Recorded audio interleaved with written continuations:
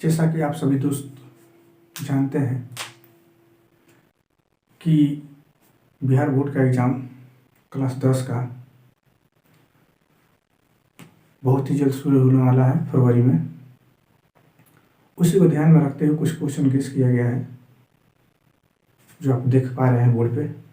उन क्वेश्चनों को मेरा प्रयास रहेगा कि हम आपको समझा सकें और आपका ये जिम्मेवारी बनता है कि आप उसको अच्छी तरीके से समझ करके याद कर लें। पहला क्वेश्चन कह रहा है कि लैंगिक असमानता क्या है। देखिए, समाज में पुरुष और महिला को लेकर के असमानता पाई जाती है। लोगों के मन में भी ये भावना बढ़ जाती है, स्त्री जाति, ये पुरुष जाति, स्त्री जाति ये नहीं कर सकती है। तो बहुत तरह के हमारे समाज में असमानताएं पाई जाती है। उन असमानताओं में एक ये है लैंगिक असमानता। जब हमारे समाज में स्त्री और पुरुष को लेकर के भेदभाव किया जाता है तो हम इसको लैंगिक असमानता कहते हैं। दूसरा क्वेश्चन है कि दल बदल कानून क्या है। दल बदल कानून, पहली चीज ये लागू होता है सांसदों और विधायकों पर। जो सांसद और विधायक होते हैं उन्हीं पर ये दल बदल कानून लागू होते हैं।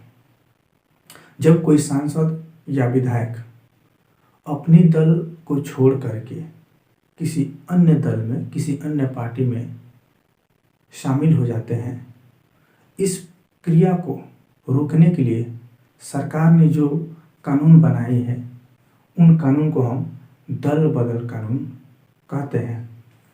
अगला है धर्मनिरपेक्ष राज्य क्या है। धर्मनिरपेक्ष राज्य क्या है? जब देश को धर्म के आधार पर किसी भी प्रकार का भेदभाव नहीं किया जाता है, अर्थात इसमें होता क्या है कि देश को अपना कोई धर्म नहीं होता है, सभी धर्म एक बराबर होता है, एक समान होता है, तो इसी को बोलते हैं धर्मनिरपेक्ष राज्य। अगला है भाषा नीति क्या है। भाषा के आधार पर लोगों के बीच में किसी प्रकार का भेदभाव नहीं करना भाषा नीति कहलाता है। उसके बाद रंग भेद क्या है। सबसे महत्वपूर्ण क्वेश्चन तो रंग भेद क्या है, लैंगिक असमानता क्या है। रंग भेद चमड़ी के आधार पर लोगों के बीच में, चमड़ा के रंग के आधार पर लोगों के बीच में भेदभाव उत्पन्न करना रंग भेद कहलाता है। उसके बाद क्या है, संघीय शासन की दो विशेषता को बताना है। संघीय शासन की दो विशेषता कौन कौन सी है। पहली चीज देखिए, संघीय शासन व्यवस्था की दो विशेषताएं इस प्रकार से। पहली विशेषता कि जो सत्ता होता है ये दो स्तरों पर विभाजित होता है, एक केंद्र स्तर और एक राज्य स्तर। दूसरी विशेषता कि इसमें दोहरी शासन प्रणाली की व्यवस्था होती है, अर्थात शासन या किसी एक केंद्र बिंदु पर नहीं होता है, केंद्र स्तर से लेकर के राज्य स्तर और स्थानीय स्वशासन तक सत्ता का इसमें बंटवारा होता है। अगला है नगर परिषद के प्रमुख कार्य कौन कौन से हैं। नगर परिषद के प्रमुख कार्य जो है, सड़कों की सफाई कराना, नाली की सफाई कराना, संचार की व्यवस्था करना, स्वास्थ्य की सुविधा उपलब्ध कराना, और जो लोग बेघर हैं, जिनके आवास नहीं है, उनके लिए आवास की व्यवस्था कराना, और भी बहुत तरह के नगर परिषद के कार्य होते हैं। दूसरी, सत्ता की साझेदारी से आप क्या समझते हैं। सत्ता की साझेदारी से आप क्या समझते हैं। जब सत्ता में लोगों का हिस्सेदारी होता है, जब सत्ता में जो है लोगों का जब हिस्सेदारी होता है, भागीदारी होता है, तब हम उसको सत्ता की साझेदारी कहते हैं।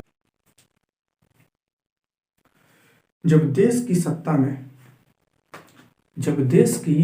सत्ता में देश के अंदर रहने वाले लोग को जब हिस्सा दिया जाता है या हिस्सेदारी बनाया जाता है तो उसी को सत्ता की हिस्सेदारी कहते हैं।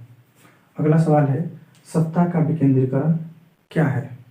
सत्ता का विकेंद्रीकरण से आप क्या समझते हैं?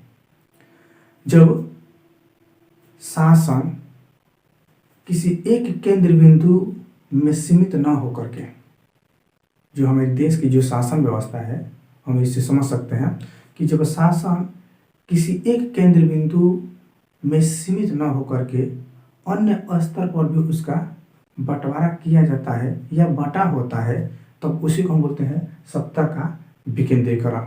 ये 10 सवाल है, आपको उम्मीद करते हैं कि समझ में आया होगा। फिर से हम अगले वीडियो में मिलेंगे।